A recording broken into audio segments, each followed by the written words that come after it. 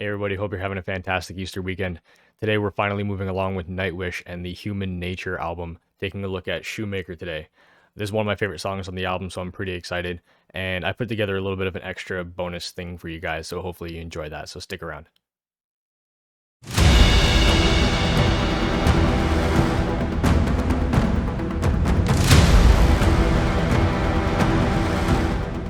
Hey everybody, welcome back. All right, Nightwish, Shoemaker. If you don't already know what this song is about, you probably haven't seen a reaction video to it yet. Because everybody will tell you.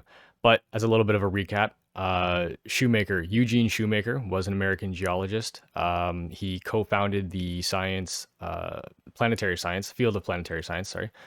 He also co-founded a comet with his wife and another man, David Levy, that later collided with Jupiter in 1994. I'm going by memory on this. He passed away in 1997, and in 1999, NASA purposely crashed one of their crafts, I guess, space shuttles, or I'm not really sure what it was, but they purposely crashed something that had his ashes in an urn.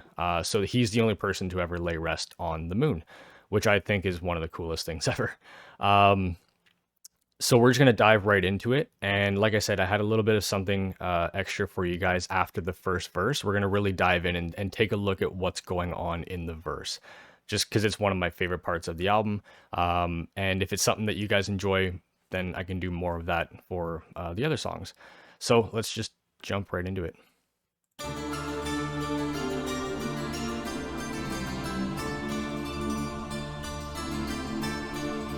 So we have a dulcimer and a choir in the background, and then keys come in on top of it. We're going to talk about the timing a little bit later about this.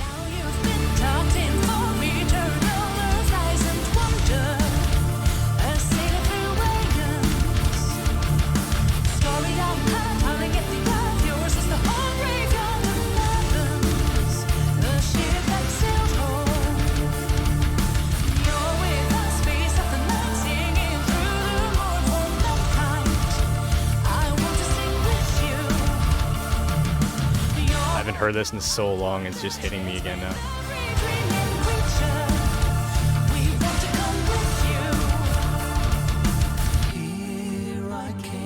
Okay. So we'll back it up just a little bit so that we can hit the transition as it comes up. And just to recap on what we first heard, I'm going to switch over to my DAW. All right, so this is the DAW, or Digital Audio Workshop, that I produce music out of. There's quite a few different programs that people use, but this one, for anybody that doesn't know, is called FL Studio. So what I created here, I took about 15-20 minutes to mock up like a demo version of the verse, and I guess the intro too, because it's pretty much the same melody.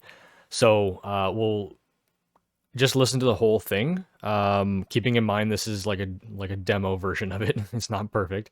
Yeah, we'll just talk about the individual parts and what's going on.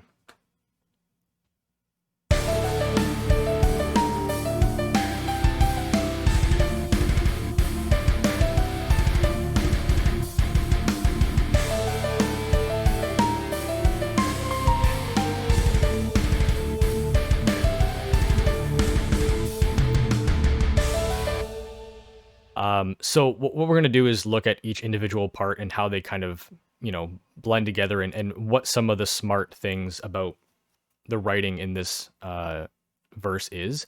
And I want to start with the vocal melody, obviously. So this song is written in the key of D, and as you notice, the home note of Floor's vocal melody is that D. She always comes back to that and sustains on it at the very end. And I also want to point out how much jumping around her vocal melody does, especially when it gets to like the high part over here when she hits this C. That's only 2 notes away from a full octave from her home root note, and she's jumping from that note to that C. Which I think is absolutely ridiculous. And then she's coming back down. So I'll play just the Floor's melody just to show you in context.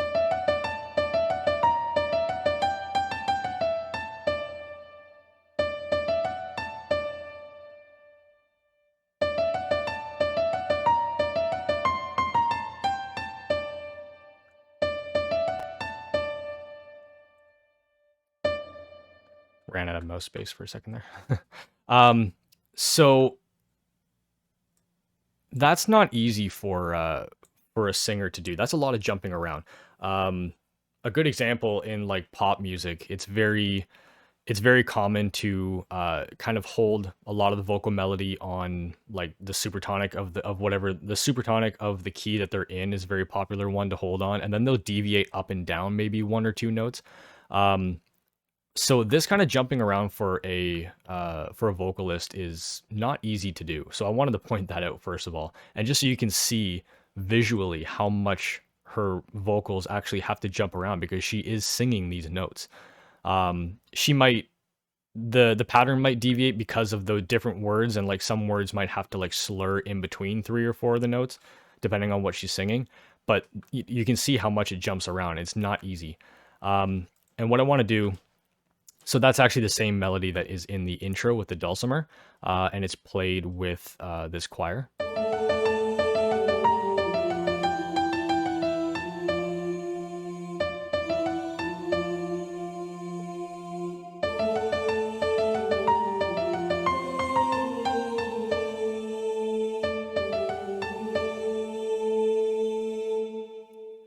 And I like the fact I'll show you the notes that the choir's playing.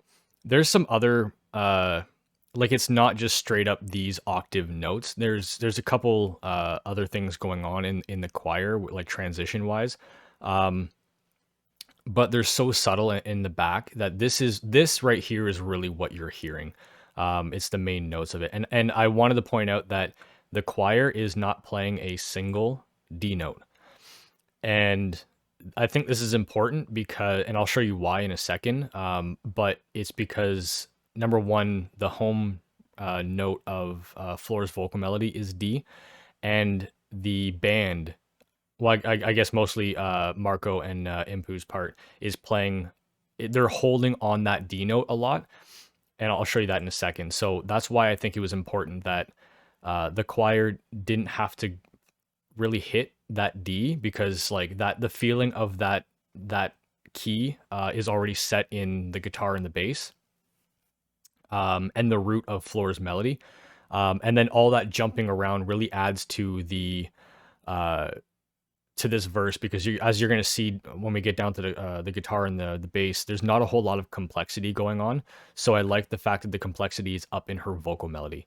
What I'm going to do is add the drums on the vocal melody to point out this give and take that is going on in the verse. So Floor's vocal melody is very jumpy and bouncy and kind of light. And the drums actually follow that. If you listen to it, doesn't follow the pattern exactly, but it's light, it's jumpy. There aren't any double kicks except for one little double kick at the end, which actually just kind of adds to the bounce. These are the kicks and the snare. So you can watch that as it goes through. There's that double that done. It just kind of like, it adds to that, like that bounciness. But then when Floor holds on that D note and she kind of cools it for a second, that's when everything ramps up.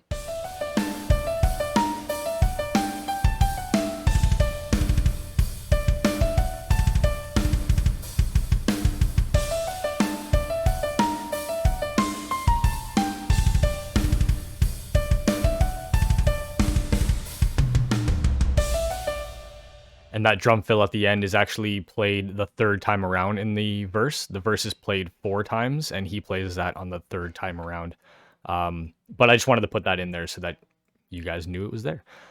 So yeah, I like the give and take and the band does the same thing. We're going to go down, we're going to start adding instruments, but that give and take of the verse I think is very important, where Floor has the spotlight and the band is playing. Even this drum part is not straight, like where the snare is, there's an offbeat snare that makes it a little bit more, it's the second one.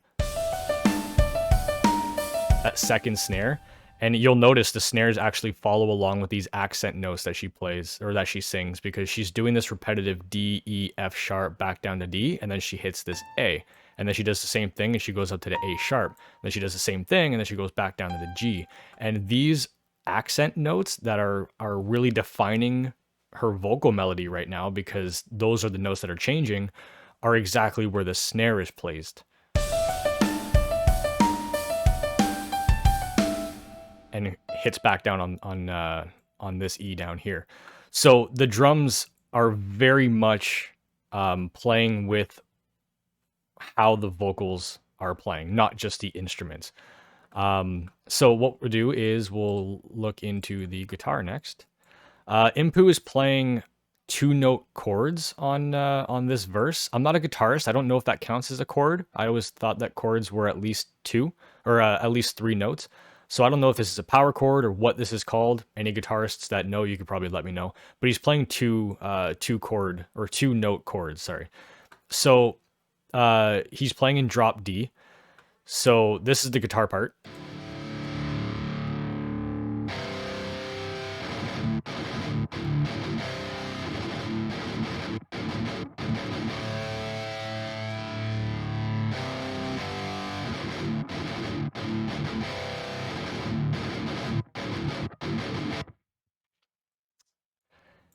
And yeah, so these chords would be on a drop D tuning.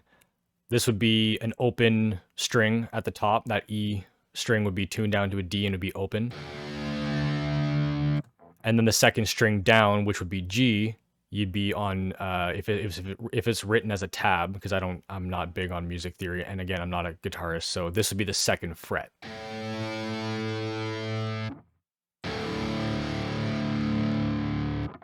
And then he goes up to the G and the C. And then he comes back down to the same chord for the palm muted stuff. And then the only variation to that is over here where he extends that that chord, and he goes from the G and the C to the G and the D.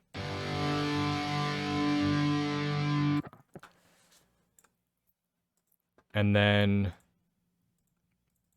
Marco's bass is a little complex. So this is not, technically this is not what, or not all that he's doing. Somewhere in this C note that he plays, so this is the bass part that I have here.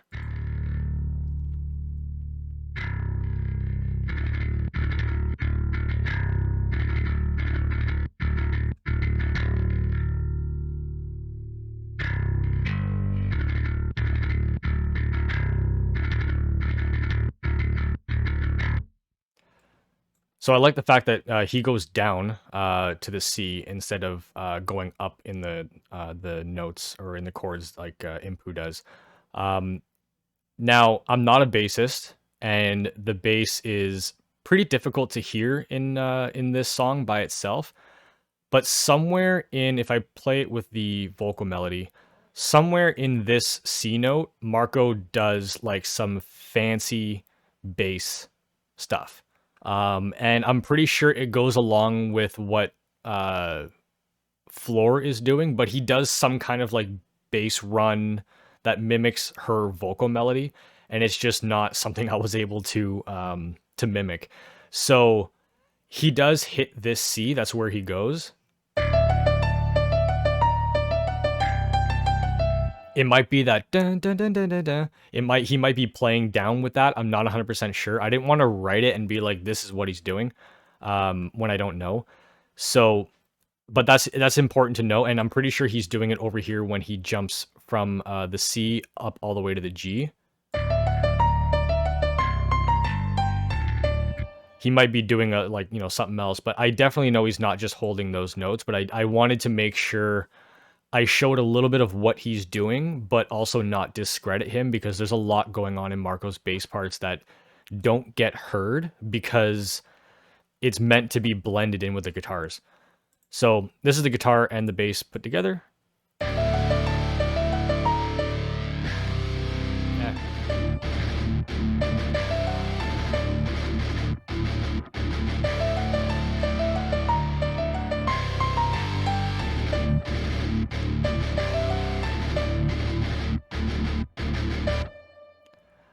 So yeah, and talking, I think the only thing I didn't talk about was the timing of it. So in the intro, it's kind of interesting. In the intro, the way that the melody is split up, I count it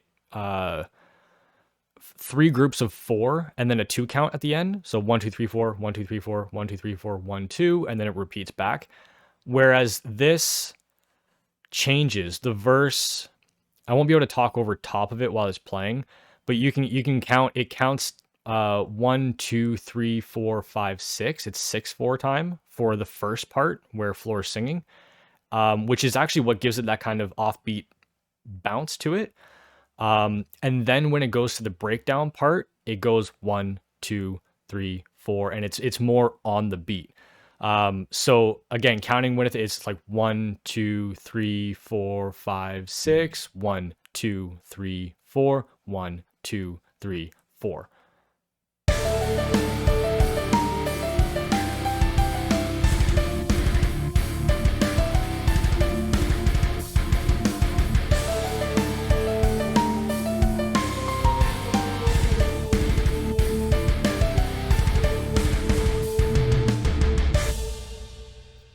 And yeah, that's the verse. Hopefully I didn't miss anything. Just yeah, let me know if I did. Hopefully you guys didn't find this too boring. I know that that probably took up a lot of time, but we're just gonna jump back and look at the rest of the song and finish up Shoemaker and everything else it has to offer. Let's go.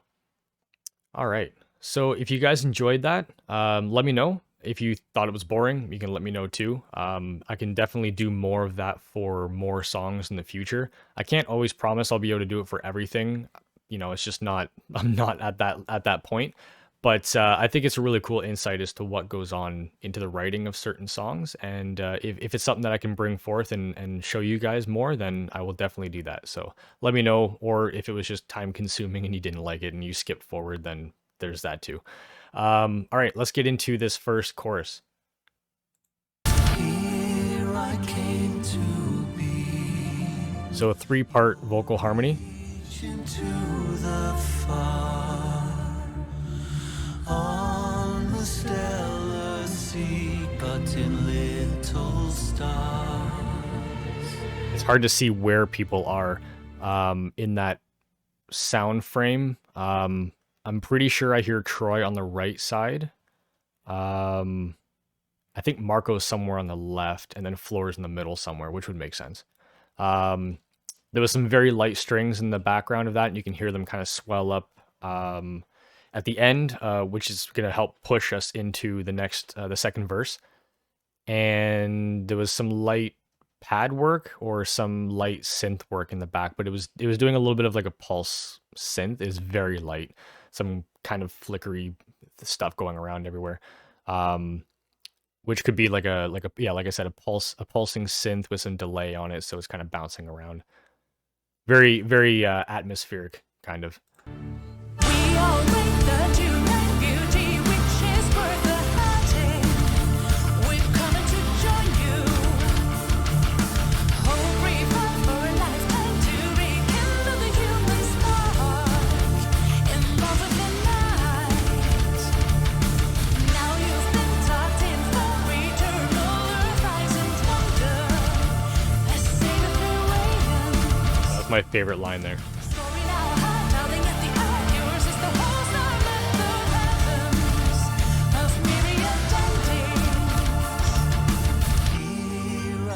Little things that are added as changes that you don't always notice is listen to the guitar squeal this time around in this at the end of this this I'm not even sure what to call it. I think it's on the third time they play through the verse. Right there.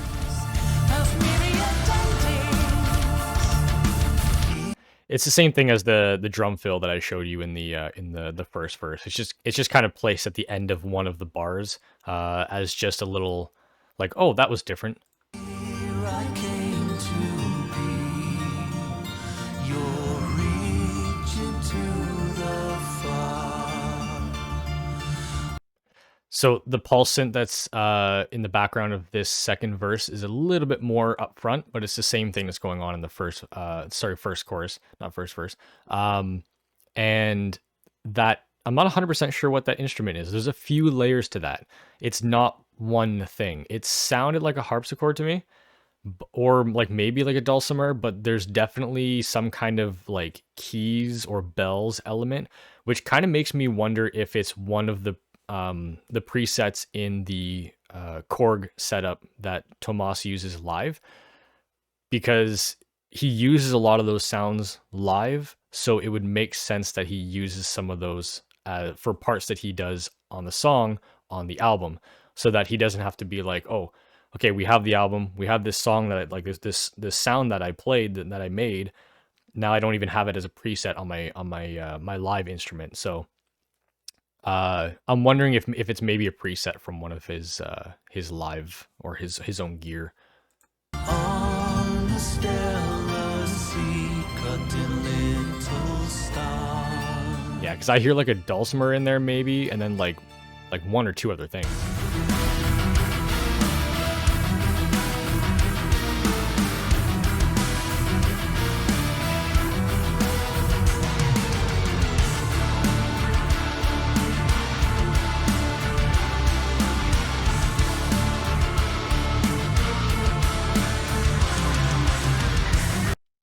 So I want to point out, when we talked in the verse about that back and forth give and take, they're kind of doing the same thing. There's no vocal melodies to kind of give and take with the band in this point, but it's the changing between parts, or the changing of time or pattern within the one phrase that they're doing.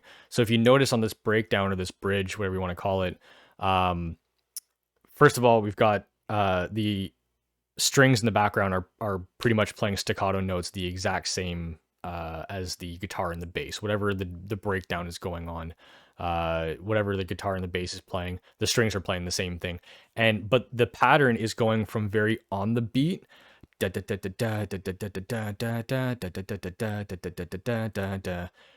to a more off time beat, which is it was like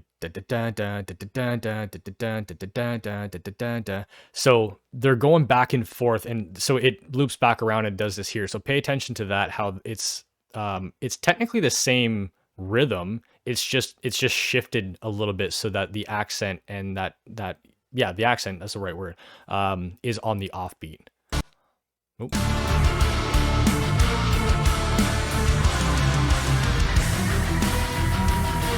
On the beat.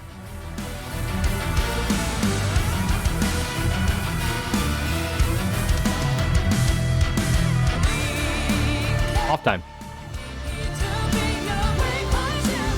And then that's accented again by this China that comes in.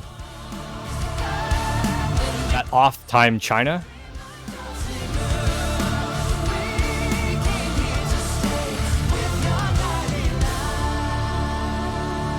I love that they just went back and forth in that breakdown, doing it more on the beat and then off the beat.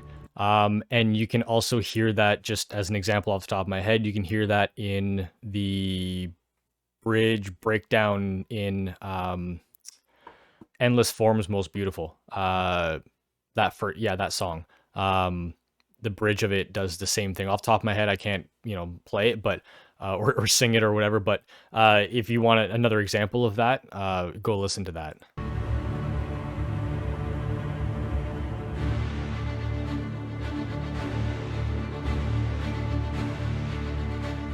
So it's just strings. And when he shall die, take him and cut him out in little stars, and he will make the face of heaven so far. More strings in the background with this. This is from Shakespeare. Yep. And that was, I believe, engraved on the urn of Eugene Shoemaker when he was launched into space. And pay no worship to the garish sun.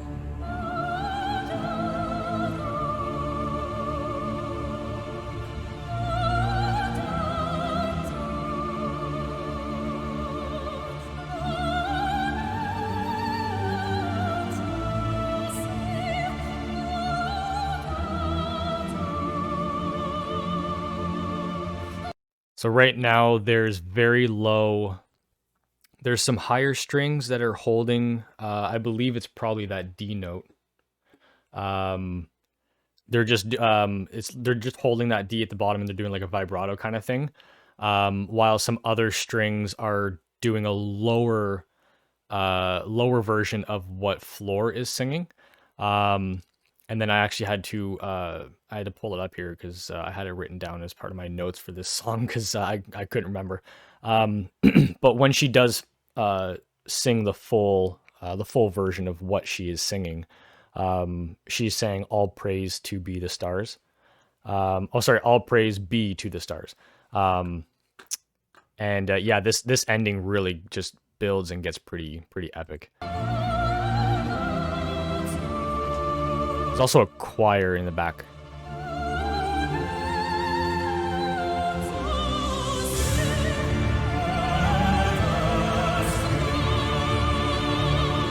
More choir. Some choir is more up front now. There's also, I think, it sounds like an organ in the background.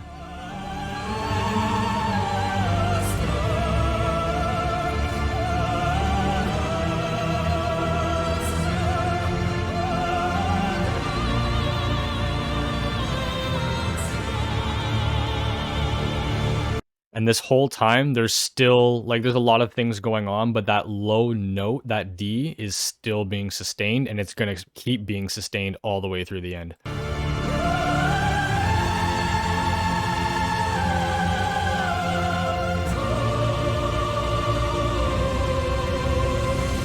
This part, the whole thing is pretty much landing on that home root note of D.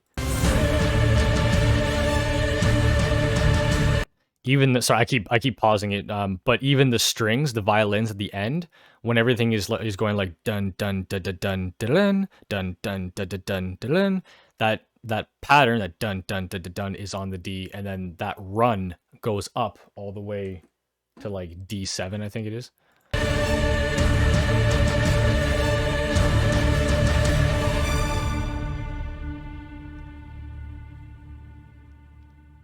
Yeah, absolutely epic. Yeah, they really capitalized on, and this is something that I've been trying to do a lot in my writing, because it's a great way to build tension, but uh, it's holding a certain note underneath that one note kind of defines the tone of the song. Um, and I mean, a lot of songs can be written in D. I think this is D minor, but it can be written in D, but doesn't necessarily have that feel because maybe they're just the composer used a lot of other notes in the key and they're just not always going back to it. But D always has this just intense feel to it. It's why Hans Zimmer writes in D. That's his thing.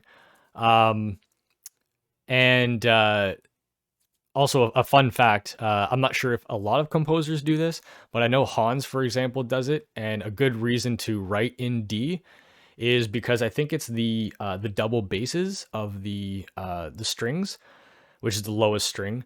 I believe it was because the double bass is the lowest note they can do, is a D.